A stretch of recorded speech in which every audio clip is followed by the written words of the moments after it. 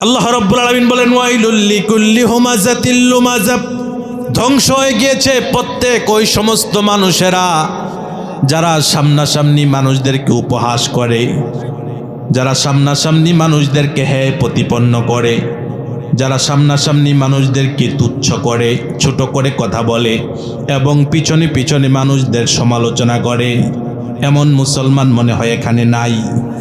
আছে আছে যারা এই কাজগুলো করে। সাময়িক সময়ের জন্য আল্লাহ রাব্বুল আলামিন তাকে ক্ষমতা দিয়েছে, কিংবা সাময়িক সময়ের জন্য আল্লাহ রাব্বুল আলামিন তাকে সম্পদ দিয়েছে। সম্পদ এবং ক্ষমতার মুহে পড়ে জমিনের উপর এমন অনেক অহংকারী আছে যাদের পা মাটিতে পড়ে না। একজন ভ্যান চালককে মানুষ মনে করে না, রিক্সা চালককে মানুষ মনে করে না, একজন দিনমজুরকে মানুষ মনে করে না। এমন ডাকাত অহংকারী কুলাঙ্গার সন্তান আছে না নাই? তারা অহংকারটাকে তাদের গর্বের বিষয় মনে করে। সম্পদের কারণে আল্লাহ রাব্বুল আলামিন সাময়িক সময়ের জন্য তাদেরকে যে বুক সামগ্রী দিয়েছে এটাকে তারা স্থায়ী মনে করে। এজন্য তারা মনে করে আল্লাহর সামনে দাঁড়িয়ে তাদেরকে এটার হিসাব দিতে হবে না।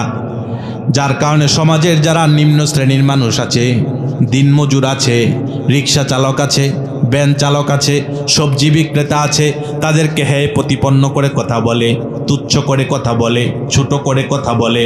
এমন মুসলমান আছে না নাই?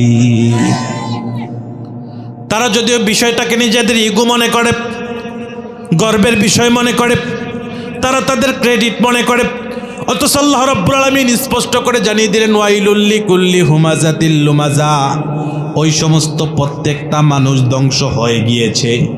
আল্লাহ রাব্বুল আলামিন ধ্বংস হবেন এটা বলেন নাই, ধ্বংস হয়ে গিয়েছে। যারা প্রথমত মানুষদেরকে হেয় প্রতিপন্ন করে কথা বলে, তুচ্ছ করে কথা বলে, মানুষদেরকে ছোট করে কথা বলে এবং পিছনে পিছনে গিয়ে তাদের দুষ্টুটি বর্ণনা করে, পিছনে পিছনে গিয়ে তাদের নামে চুগলখড়ি করে, পিছনে গিয়ে গিয়ে তাদের নামে বদনাম করে, মিথ্যা অপবাদ দেয়। এমন মুসলমান আছে না নাই? আল্লাহ রাব্বুল আলামিন একথা কেন বললেন? আইয়ামে জাহিলিয়াতে, জাহিলি যুগের যে সমস্ত মানুষগুলো ছিল তাদের মধ্যে তিনটা বৈশিষ্ট্য ছিল। বদ অভ্যাস ছিল, খারাপ অভ্যাস ছিল। বুঝে থাকলে বলেন বদ অভ্যাস ছিল কয়টা? সকলে বলেন কয়টা? এক নম্বরে তাদের মধ্যে যারা বংশীয় লোক ছিল, ভালো বংশের লোক ছিল, সমৃদ্ধশালী বংশের লোক ছিল, তারা অন্য অন্য দুর্বল যারা দিনমজুর ছিল, যারা রাখাল ছিল, যারা গোলাম ছিল তাদেরকে মানুষ মনে করত না, তাদেরকে তুচ্ছ মনে করত। কিংবা যাদের আহামরি বড় কোনো বংশীয় পরিচয় নেই তাদেরকে তুচ্ছ মনে করত, তাদেরকে ছোট মনে করত। দুই নম্বরে পিছনে পিছনে গিয়ে মানুষের বদনাম করত, মিথ্যা অপবাদ দিত।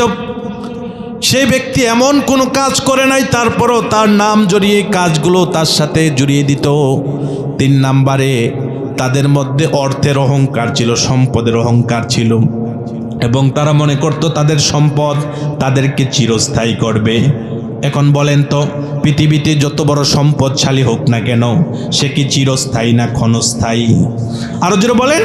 এই যে কারুনের এত সম্পদ আল্লাহ পাক তাকে দিয়েছেন, কুরআন কারীম আল্লাহ রাব্বুল আলামিন তার সম্পদ বহনকারীর জন্য কয়েকজন চাকরও লাগতো এটাও বর্ণনা করলেন। আল্লাহ তাকে এত সম্পদ দিয়েছে কিন্তু সে বিনয়ী না হয়ে অহংকারী হয়েছে, যার কারণে তার পরিণতি এত খারাপ হয়েছে। তাকে আল্লাহ রাব্বুল আলামিন এমন শাস্তি দিয়েছেন, ফেরেশতাদের মাধ্যমে এত জোরে থাপ্পড় দিয়েছেন, আঘাত করেছেন, কিয়ামত পর্যন্ত সে মাটির নিচে যেতেই থাকবে, যেতেই থাকবে। বলেন নাউযুবিল্লাহ। এখন পৃথিবীতে কারুনের মতো সম্পদশালী তো দ্বিতীয় আর কেউ নেই। আপনার আমার কতটুকু সম্পদ হয়েছে যেটার কারণে অহংকারে পা একবারে মাটিতে পড়বে না, অন্য অন্য মানুষদেরকে মানুষ মনে করা হবে না। যারা এই কাজগুলো করে আল্লাহ রাব্বুল আলামিন তাদের জন্য লানত করেছেন, বদদোয়া করেছেন, তাদের জন্য আল্লাহ রাব্বুল আলামিন ধ্বংসের বার্তা দিয়েছেন। আল্লাহ রাব্বুল আলামিন বলেন ওয়াইলুল লিকুল্লি হুমাযাতিল লুমাযা, ওই সমস্ত প্রত্যেকটা মানুষ ধ্বংস হয়ে গিয়েছে, নষ্ট হয়ে গিয়েছে, তাদের দুনিয়া এবং আখিরাত বরবাদ হয়ে গিয়েছে। যারা অন্য অন্য মানুষদেরকে তুচ্ছ করে, তাচ্ছিল্য করে, মানুষদেরকে ছোট করে কথা বলে, মানুষদেরকে মানুষ মনে করে না। শহরের মধ্যে এমনও দেখা যায় ইউনিভার্সিটিতে পড়ে যুবক বাবার বয়সী রিক্সা চালকের সাথে তুই তুকারি করে কথা বলে। এমন ডাকাত মূর্খ কুলাঙ্গার সন্তান আছে না নাই? এই যে দুনিয়ার সাময়িক সময়ের জন্য তারা সম্পদ এবং সম্মান পেয়ে মানুষদেরকে মানুষ মনে করে না, মানুষদেরকে তুচ্ছ মনে করে, তাচ্ছিল্য করে, মানুষদেরকে ছোট করে কথা বলে। অথচ আল্লাহ রাব্বুল আলামিন মানুষের চেহারার দিকে তাকান না, মানুষের সম্মানের দিকে তাকান না, মানুষের অবস্থানের দিকে তাকান না, তিনি মানুষের কলবের দিকে তাকান। যার কলব যত স্বচ্ছ তার সম্মান তত বেশি বাড়িয়ে দেয় কে? আর যদি বলেন কে? আল্লাহ রাব্বুল আলামিন বলেন, ইন্না আকরামাকুম ইনদাল্লাহি আতকাকুম। তোমাদের মধ্যে কার বংশ পরিচয় কি এটা আল্লাহ দেখেন না, তোমাদের কার চেহারা কত সুন্দর এটা আল্লাহ দেখেন না, কার কতটুকু সম্পদ এটা আল্লাহ তাকান না, আল্লাহ তাকান তোমাদের কলবের দিকে। ইন্না আকরামাকুম ইনদাল্লাহি আতকাকুম। যার কলব যতটা হৃদয়, যার কলব যতটা স্বচ্ছ, যার কলব যতটা তাকওয়া দিয়ে সাজানো, যার কলব যতটা তাকওয়ার নূর দ্বারা আলোকিত, তার সম্মান তত বাড়িয়ে দেন কে? আরো জোরে বলেন কে? দুনিয়ার মানুষ মানুষকে তার সম্মান, তার খ্যাতি, তার সম্পদ এগুলো দিয়ে মূল্যায়ন করে। কিন্তু রাসূলুল্লাহ সাল্লাল্লাহু আলাইহি সাল্লাম বলেন, ইন্নাল্লাহা লা ইয়ানজুরু ইলা সুওয়ারিকুম ওয়া আমওয়ালিকুম ওয়ালাকিন্নাহু ইয়ানজুরু ইলা কুলুবিকুম ওয়া আমালিকুম। আল্লাহু আকবার। নিঃসন্দেহে আল্লাহ রাব্বুল আলামিন লা ইয়ানজুরু ইলা সুওয়ারিকুম, তোমাদের চেহারার দিকে তাকান না, ওয়া আমওয়ালিকুম, আল্লাহ রাব্বুল আলামিন তোমাদের সম্পদের দিকে তাকান না, ওয়ালাকিন্নাহু ইয়ানজুরু ইলা কুলুবিকুম ওয়া আমালিকুম, আল্লাহ তাকান তোমাদের কলবের দিকে, আল্লাহ তাকান তোমাদের আমলের দিকে। যার কলব যতটা অহংকার মুক্ত, যার কলব যতটা রিয়া মুক্ত, যার কলব যতটা স্বচ্ছ, তাকে ঠিক সেই পরিমাণ সম্মান বাড়িয়ে দেয় কে? কিন্তু পক্ষান্তরে যারা বক্রতা লালন করে, যারা হৃদয়ের মধ্যে হিংসা লালন করে, যারা হৃদয়ের মধ্যে অহংকার লালন করে এবং কি অহংকারের বশবর্তী হয়ে অন্যদেরকে মানুষ মনে করে না, একটা রিক্সাওয়ালাকে তার কাছে মানুষ মনে হয় না, একটা ভ্যান চালককে তার কাছে মানুষ মনে হয় না, একটা দিনমজুরকে তার কাছে মানুষ মনে হয় না, একটা চা বিক্রেতা, সবজি বিক্রেতাকে তার কাছে মানুষ মনে হয় না। যারা মানুষদের কেমন তুচ্ছ করে, ছোট করে দেখে, তাদের ধ্বংসের জন্য আল্লাহ রাব্বুল আলামিন লানত করেছেন। পড়েন নাউযু বিল্লাহ। আল্লাহ রাব্বুল আলামিন এই কথাই বললেন, ওয়াইলুল লিকুল্লি হুমাযাতিল লুমাযা। ওই সমস্ত প্রত্যেকটা মানুষ ধ্বংস হয়ে গিয়েছে, নষ্ট হয়ে গিয়েছে, দুনিয়া এবং আখিরাত বরবাদ হয়ে গিয়েছে। যারা মানুষদেরকে সামনাসামনি তুচ্ছ তাচ্ছিল্য করে কথা বলে, ছোট করে কথা বলে এবং পিছনে পিছনে গিয়ে মানুষদেরকে মানুষের নামে গীবত করে, বদনাম করে, মিথ্যা অপবাদ দেয়, এমন মুসলমান আছে না নাই? আল্লাহ রাব্বুল আলামিন এই ঘৃণিত কাজগুলো একজন ইমানদারের জন্য হারাম করেছেন। কুরআন কারীমের সূরাতুল হুজুরাতের মধ্যে আল্লাহ রাব্বুল আলামিন স্পষ্ট করে জানিয়ে দিলেন। আল্লাহ রাব্বুল আলামিন ইমানদারগণকে ডাক দিয়ে বলেন, ওহে যারা ঈমানের দাবি করো, ইয়া আইয়ুহাল্লাযীনা আমানু লা ইয়াসখার কওমুম মিন কওমিন আসা আন ইয়াকুনু খায়রাম মিনহুম। আল্লাহু আকবার। ইমানদারগণকে ডাক দিয়ে আল্লাহ রাব্বুল আলামিন বলেন, ওহে যারা ঈমানের দাবি করো। এখন আমরা এখানে যারা আছি, ঈমানের দাবি আমরা করি কি করি না? আরো জোরে বলেন। যেহেতু ঈমানের দাবি করি, আল্লাহর নির্দেশটা আমাদের জন্য। আল্লাহ রাব্বুল আলামিন আমাদের দিকে লক্ষ্য করে বললেন, ওহে যারা ঈমানের দাবি করো, লা ইয়াসখার কওমুম মিন কওমিন, তোমরা একজন ঈমানদার পুরুষ আরেকজন ঈমানদার পুরুষকে উপহাস করো না, ঠাট্টা করো না, একজন আরেকজনকে তুচ্ছ তাচ্ছিল্য করেও না। আসা আইয়াকুনু খায়রাম মিনহুম, হতে পারে যার পোশাকটা একটু ছিঁড়া, সে হয়তোবা রিক্সা চালক, সে হয়তোবা ভ্যান চালক, সে হয়তোবা সবজি বিক্রেতা কিংবা চা বিক্রেতা, বাহ্যিক দৃষ্টিতে তাকে দুর্বল মনে হয়, শারীরিকভাবে দুর্বল মনে হয়, আর্থিকভাবে দুর্বল মনে হয়, কিন্তু আসা আইয়াকুনু খায়রাম মিনহুম, তাকওয়ার দিক দিয়ে হতে পারে সেই ব্যক্তিটা তোমার থেকে আল্লাহর কাছে প্রিয়। তাহলে বাহ্যিক পোশাক দেখে একজন মানুষকে বিচার করা যায় না। একজন মানুষকে বিচার করতে হলে তার কলবের দিকে তাকাতে হয়, হৃদয়ের দিকে তাকাতে হয়। যার হৃদয় যত স্বচ্ছ, যার কলব যত পরিষ্কার, যার হৃদয়ের মধ্যে যতটুকু তাকওয়া আছে, সে অনুযায়ী তাদের সম্মান বাড়িয়ে দেয় কে? আরো জোরে বলেন কে? এই জন্য আল্লাহ রাব্বুল আলামিন ঈমানদারগণকে ডাক দিয়ে বলেন, লা ইয়াসখার কওমুম মিন কওমিন, কোনো পুরুষ যেন অপর কোনো পুরুষকে উপহাস না করে, ঠাট্টা বিদ্রুপ না করে, তুচ্ছতাচ্ছিল্য না করে। আসা আইয়াকুনু খায়রাম মিনহুম, তার বাহ্যিক বেশভূষায় হয়তোবা তাকে দুর্বল মনে হয়, তাকে মনে হয় তার অত টাকা পয়সা নাই, তার অত সম্পদ নাই, তার অত পাওয়ার নাই, তার অত ক্ষমতা নাই, এটা বাহ্যিক দৃষ্টিতে দেখতে মনে হয়। কিন্তু এই লোকটা এমন হতে পারে সারাদিন দিন মজুরি পরিশ্রম করে, রাতে গিয়ে তাহাজ্জুদে রব্বি কারিমের সাথে কানেকশন না গিয়ে দেয়, যার কারণে আল্লাহ রাব্বুল আলামিন তার সম্মান বাড়িয়ে দিয়েছেন। পড়েন সুবহানাল্লাহ। তাহলে বাহ্যিকভাবে কাউকে বিবেচনা করা আমাদের উচিত নয়।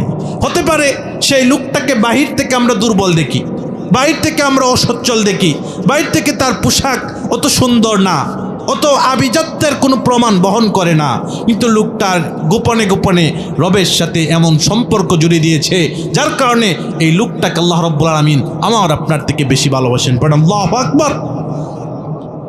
আল্লাহ রাব্বুল আলামিন এই কথাই বললেন, লা ইয়াসখার কওমুম মিন কওমিন, কোনো পুরুষ যেন অন্য কোনো পুরুষকে উপহাস না করে, ঠাট্টা বিদ্রুপ না করে, ছোট এবং তুচ্ছতাচ্ছিল্য মনে না করে।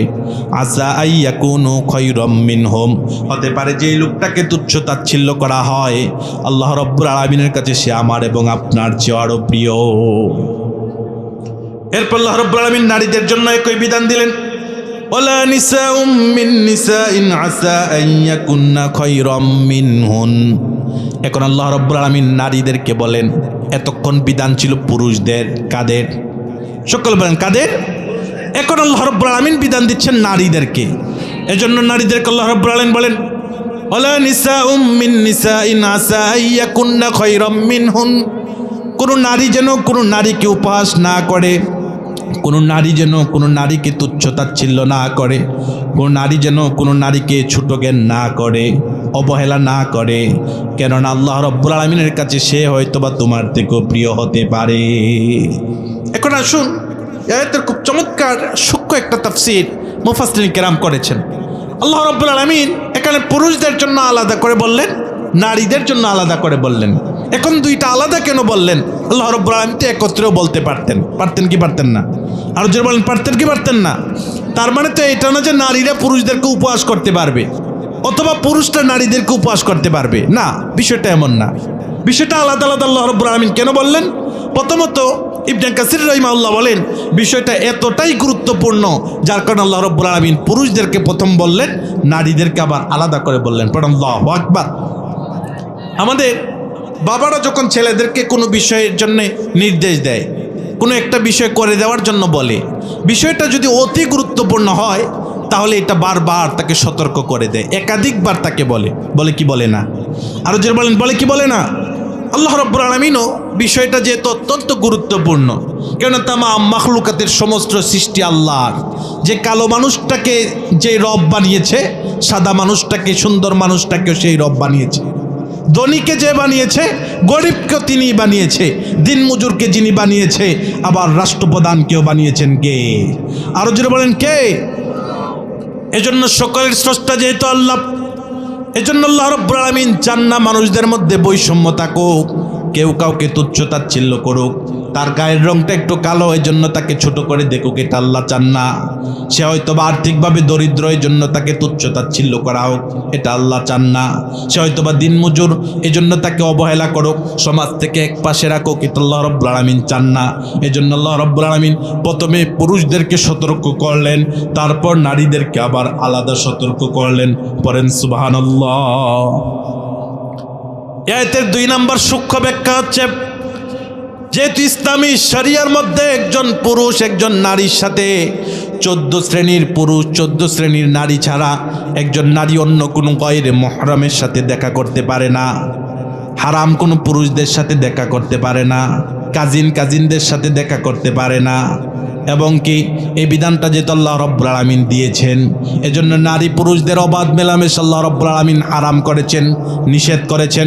সকলের জন্য আল্লাহ রাব্বুল আলামিন এই নির্দেশ দিয়েছেন। এজন্য আল্লাহ রাব্বুল আলামিন আলাদা আলাদা করে পুরুষদেরকেও বললেন, নারীদেরকেও বললেন। কারণ একজন পুরুষ নারীকে নিয়ে মন্তব্য করবে, একজন নারী পুরুষদেরকে নিয়ে মন্তব্য করবে, এত বড় স্পর্ধা, এত বড় অধিকার ইসলাম দেয় নাই।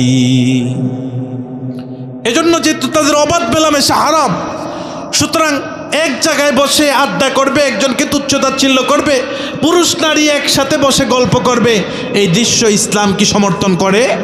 আরো জোরে বলেন করে? এই যে আজকে 31 ডিসেম্বর, আজকে রাত 12টার পর 1 তারিখ হয়ে যাবে 2026। এখন এই রাত্রে পশ্চিমাদের একটা সংস্কৃতি আছে, তারা কি করে 31st নাইট এটা উদযাপন করে। কিভাবে উদযাপন করে? ছেলে তার মেয়ে ফ্রেন্ডকে নিয়ে বিভিন্ন বারে চলে যায়, সেখানে নাচানাচি করে, গাওয়াগাই করে, একজন আরেকজন নাচে, মদ খায়, মাতাল হয়, একজন আরেকজনের কাছে সম্ভ্রম বিক্রি করে দেয়। পশ্চিমারা এগুলো করে কি করে না? আরো যেমন করে কি করে না? আতশবাজি করে, ফানুস উড়ায়, এবং কি পশ্চিমাদের ওই সংস্কৃতিগুলো এখন বাংলাদেশেও চলে এসেছে।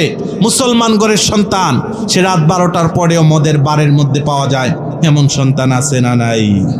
আরো যেমন আছে না নাই? মেয়ে ফ্রেন্ডদেরকে নিয়ে রেস্টুরেন্টে যায়, হোটেলে যায়, রুম বুকিং করে, সেখানে মদের আড্ডা করে, নাচানাচি করে, অশ্লীলতা করে, এমন মুসলমানের সন্তান আছে না নাই? আরো যেমন আছে না নাই? ইসলামকে এগুলো সমর্থন করে? আরো যেমন করে? আজকে এই এক রাতে পশ্চিমাদের হাজার হাজার লক্ষ লক্ষ নারীরা তাদের সম্ভ্রম হারাবে, ইজ্জত বিক্রি করে দিবে, নিজের শরীরকে পুরুষের কাছে একেবারে পণ্যের মতো বিলীন করে দিবে। বলেন নাউযুবিল্লাহ। এই সিস্টেমগুলো এখন দেশের মধ্যে চলে এসেছে। অথচ রাসূলুল্লাহ সাল্লাল্লাহু আলাইহি সাল্লাম বলেন, মান তাশাব্বাহা বিকওমিন ফাহুয়া মিনহুম। যে ব্যক্তি যেই জাতির সাথে সাদৃশ্যতা অবলম্বন করে, যেই জাতির সাথে যারা সদৃশ্যতা অবলম্বন করে, সেই তাদের অন্তর্ভুক্ত। এখন পশ্চিমারা 25শে ডিসেম্বর বড়দিন পালন করে, বাংলাদেশে এমন অনেক মুসলমান আছে বড়দিন উদযাপন করে, আছে না নাই? আর যেমন আছে না নাই? অথচ এটা কত ভয়ঙ্কর একটা দিন। এই বড়দিন তারা মনে করে এই দিনে ঈসা আলাইহিস সালাম তাদের সমস্ত পাপ নিয়ে পৃথিবী থেকে তার কাঁধে চড়ে, তার কাঁধের মধ্যে সব পাপ নিয়ে তিনি চলে গিয়েছেন। আর ঈসা আলাইহিস সালাম সম্পর্কে তাদের বিশ্বাস তাদের যিশু যে কিনা আল্লাহর পুত্র। পড়েন নাউযুবিল্লাহ। তারা মনে করে মারিয়াম আলাইহিস সালাম আল্লাহর স্ত্রী, ঈসা আলাইহিস সালাম আল্লাহর পুত্র, যেটা আল্লাহ রাব্বুল আলামিনের শানের বিপরীত। আল্লাহ রাব্বুল আলামিনের যে সম্মান তিনি সূরাতুল ইখলাস স্পষ্ট জানিয়ে দিলেন, লাম ইয়ালিদ ওয়া লাম ইউলাদ, তিনি কোনো সন্তান জন্ম দেন নাই এবং তিনিও কারো থেকে জন্মগ্রহণ করেন নাই। এখন আল্লাহ কোরআনে বললেন তিনি কোনো বিয়ে করেন নাই, তিনি কোনো সন্তান জন্ম দেন নাই এবং তিনিও কারো কাছ থেকে জন্মগ্রহণ করেন নাই। অথচ খ্রিস্টানরা মনে করে মারিয়াম আলাইহিস সালাম আল্লাহর স্ত্রী, ঈসা আলাইহিস সালাম আল্লাহর পুত্র। আমাদের রব সম্পর্কে তারা এত নিকৃষ্ট ধারণা লালন করে এবং কে এটা তারা প্রচার করে। একজন ইমানদার মাত্রই তো তার হৃদয়টা কেঁপে যাওয়া উচিত, ঠিক কিনা বলেন? একজন ইমানদার কখনো এটা সহ্য করতে পারে? তাম পৃথিবী উল্টে যাক, কিন্তু রব্বে কারিমের শান নিয়ে যারা কথা বলে, রব্বে কারিমের সাথে যারা শরীক স্থাপন করে, রব্বে কারিমকে নিয়ে যারা বাজে মন্তব্য করে, নবী মুহাম্মদুর রাসূলুল্লাহ সাল্লাল্লাহু আলাইহি সাল্লামকে নিয়ে যারা কটূক্তি করে, একজন ইমানদার তাদেরকে কখনো গ্রহণ করতে পারে না। তাহলে পশ্চিমাদের এই দিনগুলো, দিবসগুলো এখন মুসলমানরাও পালন করে। এই 31st নাইট তারা মদ মাদকতা, তারা এমন সব হাসি উল্লাস করে, আনন্দ ফুর্তি করে, যেটা ইসলামী শরিয়াতের মধ্যে আল্লাহ রাব্বুল আলামিন জায়েজ রাখেন নাই। তারা এমন অশ্লীলতা করে যে অশ্লীলতা একটা সভ্যতাকে ধ্বংস করে দেয়, নষ্ট করে দেয়। এই যেই মেয়েটা বিয়ের আগে তার সতীত্ব হারিয়ে ফেললো, সে কেমন মা হবে, সে কেমন সন্তান জন্ম দেবে, তার সন্তানটা তার চেয়ে আরও বেশি অশ্লীল হবে, যদি বলেন ঠিক কিনা? এজন্য আমাদের সন্তানদের ব্যাপারে সতর্ক হওয়া লাগবে। মেয়েটার যেন কোনো ছেলে ফ্রেন্ড না থাকে, ছেলেটার যেন কোনো মেয়ে ফ্রেন্ড না থাকে, ভার্সিটিতে গিয়ে যেন ফ্রি মিক্সিং একসাথে হয়, যেন তারা গল্প আড্ডা না করে। একজন বাবা হিসাবে প্রত্যেকের আমাদের দায়িত্ব আমাদের সন্তানগুলোকে কোরআনের শিক্ষা দেওয়া, জুড়ে বলেন ঠিক কিনা? করা যাবে না। আল্লাহ রাব্বুল আলামিন নারী এবং পুরুষদেরকে আলাদা আলাদা এই জন্যই বললেন, যেহেতু ইসলামী শরিয়াতে এক টেবিলে বসে, এক মাজমায় বসে, এক মজলিসে বসে নারী পুরুষ হাসি ঠাট্টা করবে, মজামাস্তি করবে, এই অশ্লীলতাকে যেহেতু আল্লাহ রাব্বুল আলামিন হারাম করেছেন, যার কারণে আল্লাহ রাব্বুল আলামিন পুরুষদেরকে আলাদা বললেন, নারীদেরকে আলাদা বললেন। আল্লাহু আকবার। তাহলে কাউকে উপহাস করা যাবে না, কাউকে ছোট করা যাবে না, কাউকে তুচ্ছ-তাচ্ছিল্য করা যাবে না, কাউকে অবহেলা করা যাবে না। এই নির্দেশ কার? আরো জোরে বলেন, এই নির্দেশ কার? এরপর আল্লাহ রাব্বুল আলামিন বলেন ওয়ালা তালমিজু আনফুসাকুম ওয়ালা তানাবাজু বিল আলকাব বিসাল ইসমুল ফুসুকু বাদাল ঈমান ওয়া মান লাম ইয়াতুব ফাউলাইকা হুমুজ জালিমুন। জোরে পড়ুন আল্লাহু আকবার। আল্লাহ রাব্বুল আলামিন ঈমানদারগণকে আরো কিছু কর্মসূচি দিচ্ছেন। আল্লাহ রাব্বুল আলামিন প্রথমে উপহাস করাটাকে হারাম করে দিলেন, নিষেধ করে দিলেন আমাদের জন্য। আল্লাহ রাব্বুল আলামিন এটা অবৈধ করে দিলেন।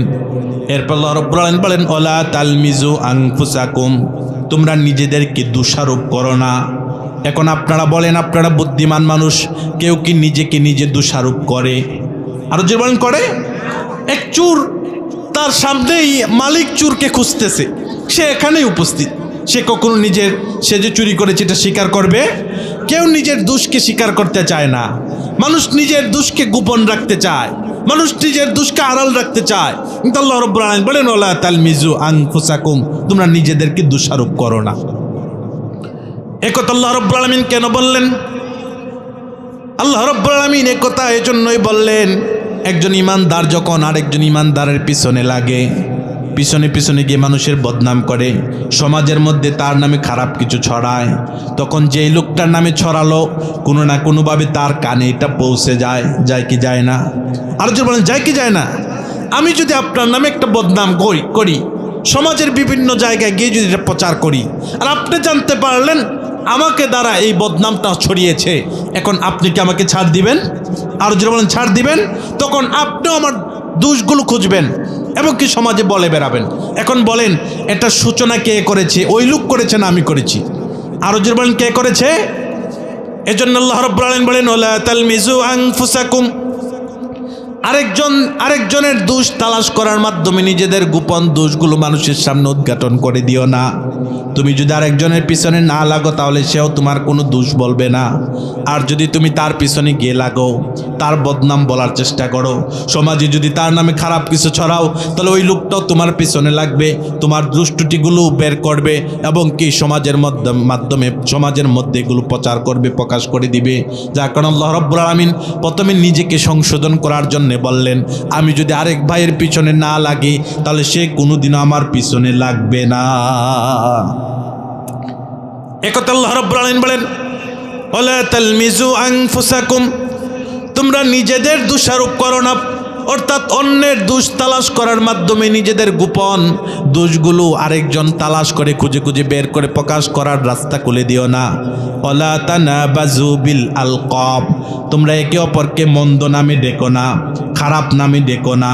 বিসাল ইসমুল ফুসুকু বাদাল ঈমান, একজন লোক ঈমান গ্রহণ করার পর আরেকজনকে মন্দ নামে ডাকবে, খারাপ নামে ডাকবে, বিকৃত নামে ডাকবে, মিথ্যা অপবাদ দিয়ে এমন কিছু নাম তার সাথে টেক দিয়ে দিবে যেটা সে কোনোদিন করে নাই। এটার মতো নিকৃষ্ট কাজ ইসলামে আর হতে পারে না।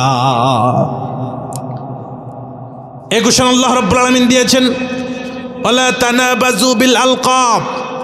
এখানে যারা যুবকরা আছেন, বিশেষ করে বন্ধুদেরকে ডাকতে গিয়ে এমন কিছু নাম বিকৃত করে ফেলে যেটা ইসলামী শরিয়া সম্পূর্ণ হারাম করেছেন, নিষেধ করেছেন। সর্বাবস্থায় আরেকজনের নামকে বিকৃত করা যাবে না, এই নির্দেশ কার?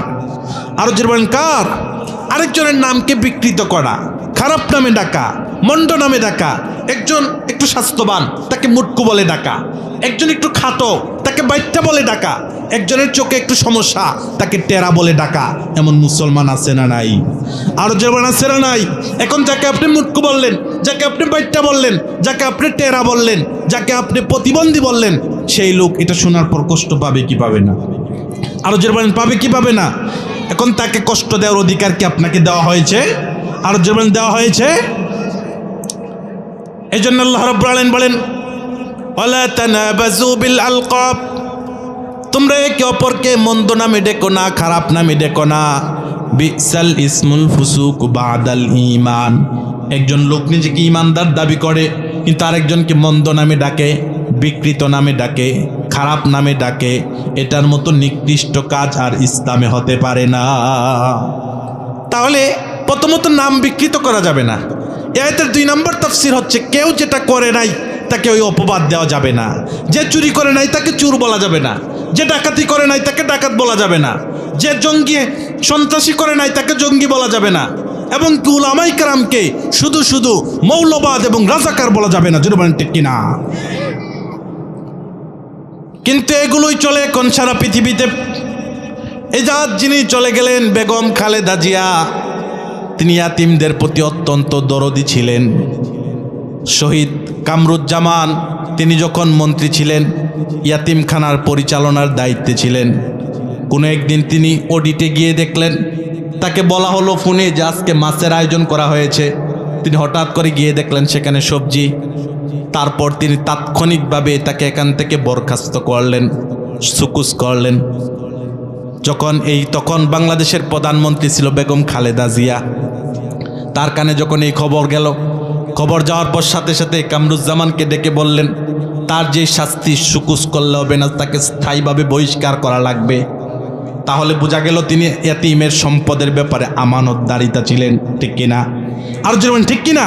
অথচ বিগত স্বৈরাচার সে তাকে এমন মিথ্যা মামলা দিয়েছে, ইয়াতিমের সম্পদ আত্মসাৎ করার মামলায় তাকে বৃদ্ধ বয়সে জেলের মধ্যে তাকে অত্যাচার করেছে। জুড়ে বলেন ঠিক কিনা?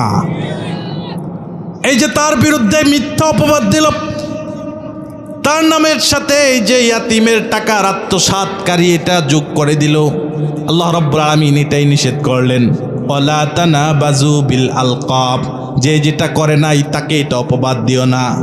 তারা ৭১-এ রাজাকারের ভূমিকা পালন করে নাই, মা বোনদের খারাপ কিছু করে নাই, তারপরও তাদেরকে রাজাকার ট্যাগ দেওয়া হয় কি হয় না? আর যেমন হয় কি হয় না? স্বাধীনতা বিরোধী বলা হয়, ৭১ বিরোধী বলা হয়। এই চেতনা বিক্রি করতে করতে তার অবস্থা এমন হয়েছে, জনগণ তার প্রতি এত বিরক্ত হয়েছে, শেষ পর্যন্ত পালানোর সময় নিজের সবগুলো শাড়িও নিয়ে যেতে পারে নাই। জোরে বলেন ঠিক কিনা? কেউ যদি মানুষের উপর জুলুম করে, মিথ্যা অপবাদ দেয়, মানুষকে যদি অন্যায়ভাবে তার খারাপ পরিস্থিতির মধ্যে ফেলে, তাকে আল্লাহ রাব্বুল আলামিন এত লাঞ্ছিত করেন, এই জমিনের মধ্যেই তার বাস্তব প্রমাণ।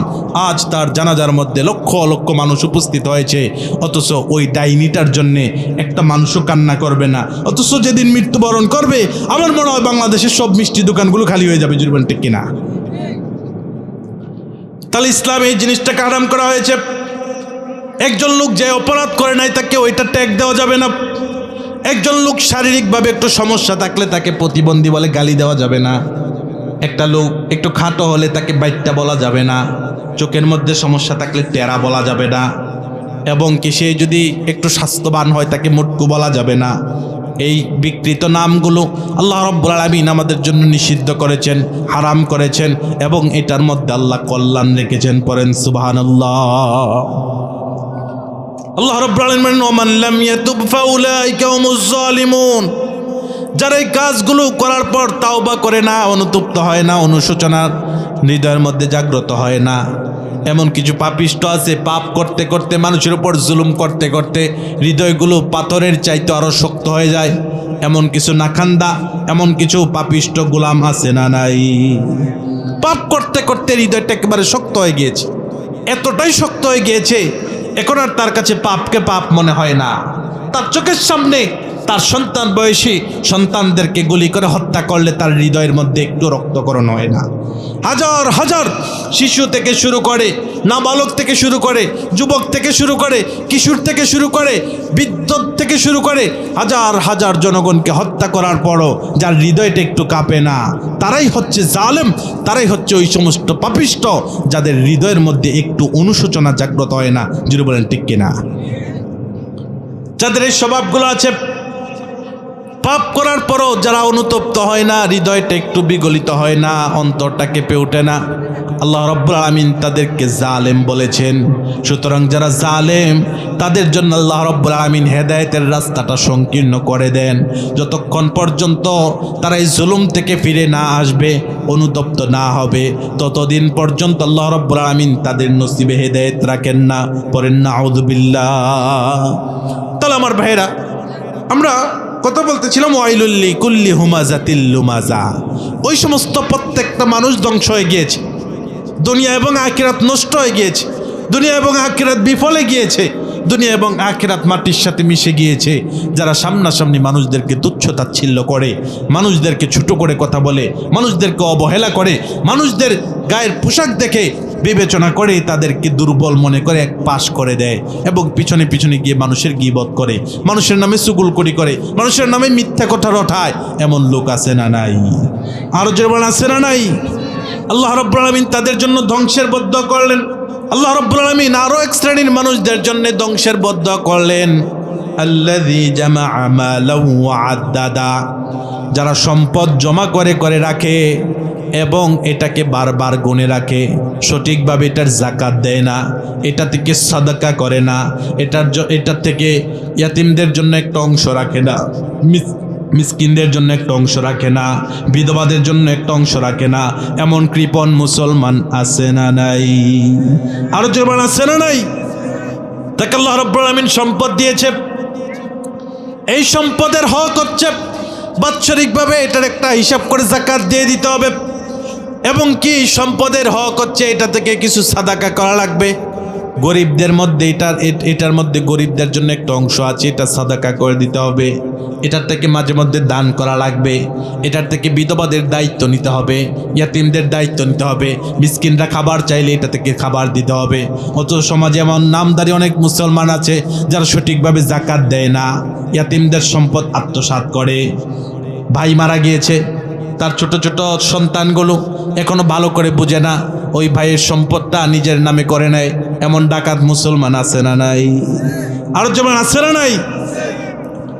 অথচ আল্লাহ রাব্বুল আলামিন তাকে যে সম্পদ দিয়েছে, সম্পদের হক হচ্ছে এটার যাকাত আদায় করা। আল্লাহ রাব্বুল আলামিন বছরে বছরে নির্দিষ্ট একটা নেসাব আটে দিয়েছেন, আল্লাহ রাব্বুল আলামিন বেঁধে দিয়েছেন, এই পরিমাণ সম্পদ এক বছর তোমার কাছে থাকলে এটার যাকাত দিতে হবে। এই নির্দেশ কার? আর যে বলি নির্দেশ কার? মাঝে মধ্যে সাদাকা করা লাগবে।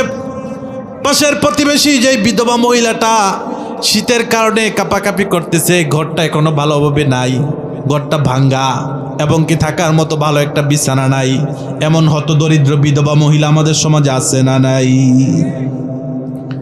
এখন আপনার সম্পদের অধিকার হচ্ছে, এটার হক হচ্ছে তার প্রতি দায়িত্বশীল হওয়া, এটার কিছু অংশ তার জন্য ব্যয় করা, ইয়াতিমদের পিছনে ব্যয় করা, মিসকিনদের পিছনে ব্যয় করা, দরিদ্রদের পিছনে ব্যয় করা, বছর শেষে যাকাত দেওয়া, এটাই হচ্ছে সম্পদের স্বাভাবিক গতি। কিন্তু সমাজে এমন অনেক কুলাঙ্গার আছে, ডাকাত আছে, সম্পদ লোভী আছে, যারা নিজের সম্পদগুলোকে আগলে রাখে, এগুলোকে একেবারে কাছাকাছি রাখে, এগুলোর থেকে খরচ করতে চায় না, ভালো একটা জামাও ভালোভাবে কিনে না, সন্তানদের জন্য খরচ করতে চায় না, শুধু ব্যাংক ব্যালেন্স বাড়ায়, জায়গা জমি কিনে, আর এগুলো গণনা করে করে বারবার রাখে, এমন মুসলমান আছে না নাই? যারা সম্পদ জমা করে এটার যাকাত না দিয়ে এবং সাদকা না করে, তাদের চিন্তা কি? আল্লাহ রাব্বুল আলামিন তাদের চিন্তা ভাবনা সূরার পরের আয়াত আল্লাহ রাব্বুল আলামিন স্পষ্ট করে জানিয়ে দিলেন, ইয়াহসাবু আন্না মালাহু আখলাদা, যে সম্পদ থেকে ব্যয় করে না, এটার একটা কারণ আছে, ওই কারণটা আল্লাহ রাব্বুল আলামিন বলে দিলেন। ইয়াহসাবু আন্না মালাহু আখলাদা, সে মনে করে তার সম্পদটাকে চিরস্থায়ী করবে। পরেন নাউযু বিল্লাহ।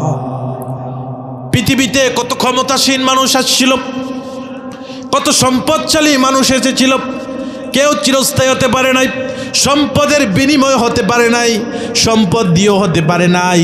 দিন শেষে তাকে মৃত্যু গ্রহণ করতেই হবে, মৃত্যুবরণ করতেই হবে। প্রত্যেকের জন্যে মৃত্যু অবধারিত করেছেন যিনি, তিনি কে? আরো যদি বলেন তিনি কে? যত দাপটশালী হোক না কেন, যত ক্ষমতাধর হোক না কেন, মৃত্যুবরণ করতেই হবে। এই মৃত্যু থেকে বাঁচার অধিকার, বাঁচার সুযোগ পৃথিবীতে কোন মাখলুকাতের নেই। যদি বলেন ঠিক কিনা? অথচ তারা মনে করে ইয়াহসাবু আন্না মালাহু আখলাদা, তারা মনে করে তার সম্পদ তাকে চিরস্থায়ী করবে, তাকে অমর করে রাখবে।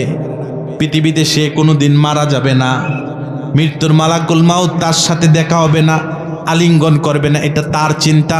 কিন্তু আল্লাহ রাব্বুল আলামিন বলেন, কাল্লা লা ইউমবাদান্না ফিল হুতামা, কখনো এটা সম্ভব নয়। মৃত্যু জন্ম যেহেতু হয়েছে, তাকে মৃত্যুবরণ করতেই হবে। যদি বলেন ঠিক কিনা? যেহেতু জন্মগ্রহণ করেছে, এখন মৃত্যু স্বাদ গ্রহণ করতেই হবে, ইচ্ছা থাকুক কিংবা না থাকুক। এক সময় আমাদের দাদারা, পূর্বপুরুষরা এই জমিনের মধ্যে বুক ফুলিয়ে বাহুর মধ্যে শক্তি ছিল, তারা এই জমিনের মধ্যে বিচরণ করত। তারা আমাদের থেকে অনেক শক্তিশালী ছিল, কেননা তারা যা খাইতো সব পিওর খাইতো, আর আমরা সব মেডিসিন খাই, আমরা সব 2 নাম্বার খাই। আমাদের এখন সোশ্যাল মিডিয়ার যুগ, এমন একটা সময় আমরা আছি যেটা স্বাভাবিক জীবনের গতিধারাকে নষ্ট করে ফেলেছে, ঠিক কিনা? কিন্তু তারা সারাদিন মাঠের মধ্যে পরিশ্রম করে, রাতকে আল্লাহ রাব্বুল আলামিন আরামের জন্য বানিয়েছেন, রাতের মধ্যে তারা বিশ্রাম নিত, আরাম করতো, আবার ফজরের মাধ্যমে ফজরের সালাত আদায় করে জমিনের মধ্যে চলে যেত। তারা একেবারে ভালো ভালো নিজের চাষ করা জমি থেকে খাবার খেত। তারা শক্তিশালী ছিল, তারা আমাদের থেকেও আরও শক্তিশালী ছিল, কিন্তু আজ তারা এই জমিনে নেই। তারা সকলে এখন কবরে চলে গিয়েছে। এই যে আজকের মাহফিলটা কবরবাসীর মাগফিরাতের উদ্দেশ্যে। এখন এই কবরে যারা আছে তারা তো আমাদের পূর্বপুরুষ, তারা তার বিনদেশি কেউ নই, জোরে বলেন ঠিক কিনা? তাহলে আমাদেরকে চলে যেতে হবে। আমার সম্পদ যত বেশি থাকুক না কেন, ক্ষমতা যত বেশি থাকুক না কেন, কোনোটাই আমাকে চিরস্থায়ী করতে পারবে না। কিন্তু যারা সম্পদকে জমা করে রাখে, এটার থেকে ঠিক মতো এটাতেই খরচ করে না, গরিবদেরকে দেয় না, বিধবাদেরকে দেয় না, মিসকিনদেরকে দেয় না, এবং কি ইয়াতিমদের জন্য যারা খরচ করে না, তারা মনে করে তাদের সম্পদ তাদেরকে চিরস্থায়ী করবে। কিন্তু আল্লাহ রাব্বুল আলামিন বলেন, কাল্লা লা ইউমবাযান্না ফিল হুতামা, কখনো তাদের এই ধারণা কখনো সম্ভব না, সফল না। অবশ্যই তাদেরকে এই চিন্তার কারণে হুতামা নামক জাহান্নামে যেতে হবে। পড়েন নাউযুবিল্লাহ।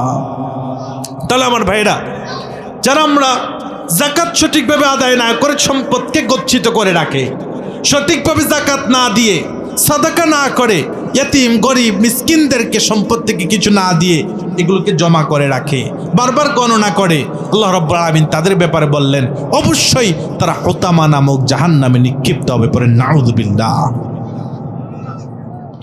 এই চিন্তা ভাবনার মানুষ ছিল আবুল আহাব। আবুল আহাব জানতো মুহাম্মদুর রাসূলুল্লাহ সাল্লাল্লাহু আলাইহি ওয়াসাল্লাম তার সবচেয়ে কাছের প্রতিবেশী।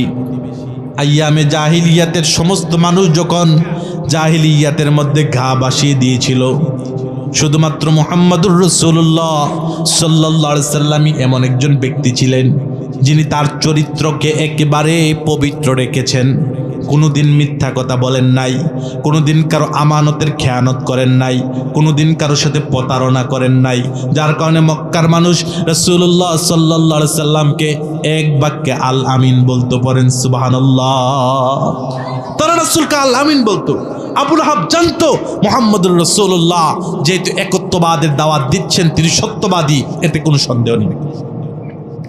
তারপরও তার সাঙ্গপাঙ্গ চেলারা যখন বলতো, আপনি যে মুহাম্মাদের বিরোধিতা করেন, রাসূলের বিরোধিতা করেন, তিনি তো সত্যি রাসূল, কেননা তিনি যা পাঠ করে আরবের তো বড় বড় জ্ঞানীরাও এগুলো পাঠ করতে পারে না। তিনি কয়েকবার করে চ্যালেঞ্জ দিলেন, কেউই তো পারে নাই তার মতো এমন ছড়া বানাতে, কবিতা বানাতে, এমন বাক্যগুলো বলতে কেউই তো পারে নাই, তাহলে তিনি কিভাবে পারে? নিঃসন্দেহে তিনি সত্য রাসূল, এবং কি তার মধ্যে আমানতদারিতা, সত্যবাদিতা এবং কি তার চারিত্রিক পবিত্রতাই বলে দেয় তিনি কোনো মিথ্যা কথা বলতে পারে না। আবুল আহাব যেহেতু মক্কার মধ্যে সম্ভ্রান্তশালী ছিল, সম্পদশালী ছিল, এবং কি সিরাতের গ্রন্থগুলোতে লেখে তার 20-এর অধিক সন্তান ছিল, যার কারণে আবুল আহাব সবসময় অহংকার করত, যদি আল্লাহ কখন আমাকে ধরেও ফেলে, সন্তান আছে, সম্পদ আছে, এগুলো আল্লাহকে ঘুষ দিয়ে আল্লাহর আযাব থেকে বেঁচে যাব। এমন চিন্তা ভাবনার মুসলমান আবুল আহাব ছাড়াও এমন চিন্তা ভাবনার মুসলমান আছে না নাই? এই যে যারা দেশের সম্পদগুলোকে কালো টাকা বানিয়ে পাচার করে বেগম পাড়াতে বাড়ি করল, তাদেরকে গিয়ে যদি আপনি বলেন আপনার চিন্তা ভাবনা কি, তারা মনে করে শেষ বয়সে একটা মসজিদ দিবে, একটা ইয়াতিমখানা দিবে, আর সবগুলোর বিনিময়ে আল্লাহ তাকে ক্ষমা করে দেবে। আল্লাহর ঠেকা পড়ছে।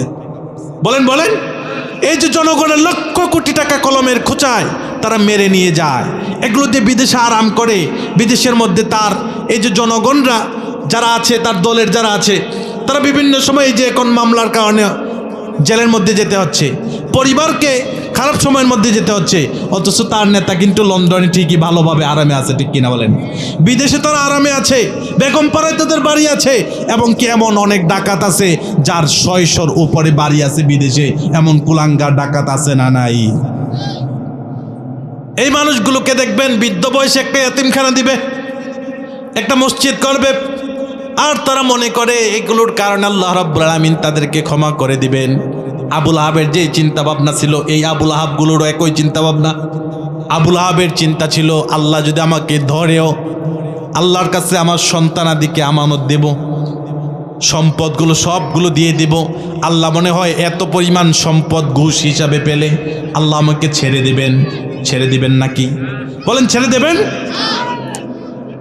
তাহলে ওই আবুল আহাবদের চিন্তা ভাবনার লোক এখনো আছে না নাই? তারা মনে করে সারা জীবন দুর্নীতি করলাম, খারাপ কাজ করলাম, লম্পট করলাম, জনগণের সম্পদগুলো মারলাম, দেশের সম্পদ মেরে বেগম পাড়াতে বাড়ি করলাম, বৃদ্ধ বয়সে এসে দেশের মধ্যে একটা ইয়াতিমখানা দেয়, সেখানে কয়েক টাকা দান সৎকার করে, আর তারা মনে করে তাদেরকে আল্লাহ ক্ষমা করে দিবেন। অথচ আল্লাহ রাব্বুল আলামিন প্রত্যেকটা জুলুমের জন্য তাদেরকে হিসাবের মুখোমুখি করাবেন। জুড়ে বলেন ঠিক কিনা? তাহলে যারা সম্পদ জমা করে রাখে তারা মনে করে ইয়াহসাবু আন্নামা লাহু আখলাদা, তাদের সম্পদ তাদেরকে চিরস্থায়ী করবে, তাদেরকে অমর করবে। কিন্তু আল্লাহ রাব্বুল আলামিন বলেন কাল্লা লা ইউমবাদান্না ফিল হুতামা, এটা কোনোদিনও সম্ভব না, অবশ্যই তাদেরকে আমি হুতামা নামক জাহান্নামে নিক্ষেপ করব। পরেন নাউযুবিল্লাহ। হুতামা নামক জাহান্নাম, হুতামা এর আবিধানিক অর্থ হচ্ছে পিষে ফেলা। এই যে আমাদের মা বোনরা পাতা এবং পুতা, কি বলে, পাতা এবং পুতা, এইটা দিয়ে যে যখন ভর্তা বানায়, এটার মধ্যে পাতার মধ্যে রেখে দেখবেন একেবারে পিষে ফেলে, যেটা আস্ত ছিল একেবারে মিশে যায়। এবং আমাদের মুরব্বীরা বলতে পারবে, এক সময় গম অথবা জব দুইটা পাথরের মধ্যে রেখে এটাকে এভাবে ঘুরিয়ে ঘুরিয়ে এগুলোকে গুড়ি বানিয়ে ফেলতো। আস্ত গমটাকে কিছুক্ষণের মধ্যে ঘুরিয়ে ঘুরিয়ে এটাকে একবারে পিষে এটাকে গুড়ি বানিয়ে ফেলেছে।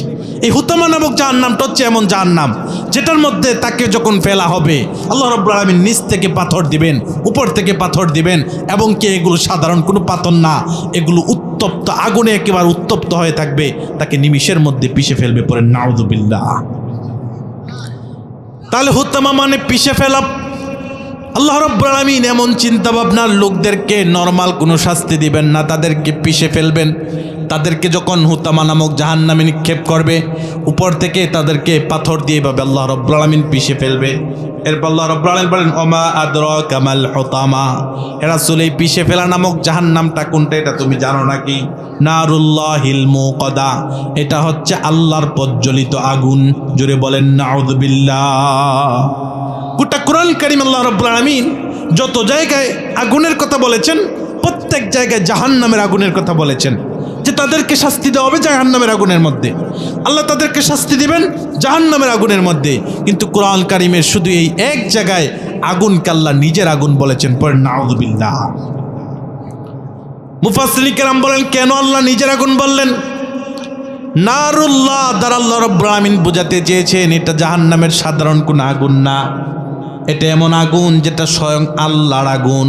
এটার মধ্যে যারাই পড়বে তারা সাথে সাথে পুড়ে যাবে। আল্লাহ রাব্বুল আলামিন প্রথমে তাদেরকে পিষে ফেলবে, 2 নম্বরে তাদেরকে আগুন দিয়ে শাস্তি দিবে। আগুনের শাস্তিটা তাদের কেমন হবে? আল্লাতী তাত্তালিউ আলাল আফইদা, যে আগুনটা শুধুমাত্র তাদের হাত পা পুড়ে ফেলেই ক্ষান্ত হবেন না, যেটা তাদের হৃদয় পর্যন্ত পৌঁছে যাবে। পরে নাউযুবিল্লাহ। এটা কেমন আগুন? দুনিয়াতে আমরা যখন আগুন লাগে দেখি বিভিন্ন সময়,